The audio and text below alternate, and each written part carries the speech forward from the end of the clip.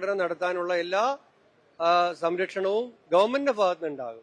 മറിച്ചുള്ള പ്രചരണങ്ങൾ ആരാണെങ്കിലും അതിൽ നിന്ന് പിന്മാറണം. കാരണം ഇതൊരു കലാരൂപമാണ്. ആ കലാരൂപം നാടകാവതരണമാണ്.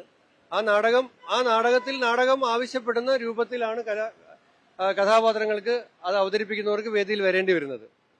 അപ്പോൾ അതിനെ ആ സ്വാതന്ത്ര്യം നമ്മൾ അവർക്ക് അനുവദിച്ചു കൊടുക്കുക. ഗവൺമെന്റിന്റെ നിലപാട് ഇത്തരത്തിൽ കലാകാരന്മാരുടെ കൂടെയാണ്. അല്ല, ആരാണെങ്കിലും അതിനിപ്പോ നമ്മൾ രാഷ്ട്രീയമൊന്നും നോക്കുന്നില്ല. ഇപ്പോ ആദ്യം അതിന്റെ കുറച്ച് വീഡിയോസ് മാത്രമാണ് പുറത്തു വന്നത്. കട്ട് ചെയ്ത ഒരു വീഡിയോ സോഷ്യൽ മീഡിയയിൽ വന്നു. പിന്നീട് അതിന്റെ പ്രവർത്തകർ തന്നെ ഇത് നൃത്തമൊന്നുമല്ല, ഇതൊരു അവതരിപ്പിക്കപ്പെട്ട ഒരു നാടകത്തിന്റെ ഒരു ഭാഗമാണ്.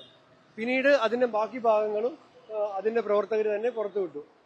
അപ്പൊ അതുമായി ബന്ധപ്പെട്ട സംഘാടകരാണ്, അവരും അത് വിശദീകരിച്ചിട്ടുണ്ട്. അപ്പൊ ഇനി അത് ആൾക്കാർക്ക് മനസ്സിലായ സ്ഥിതിക്ക് ആ കലാകാരന്മാരോടൊപ്പമാണ് നിൽക്കേണ്ടത്. അത് ഇപ്പൊ ഇവരാണെങ്കിലും നാളെ വേറെ ഒരാളാണെങ്കിലും നമ്മുടെ ഈ നിലപാടേ ഉള്ളൂ.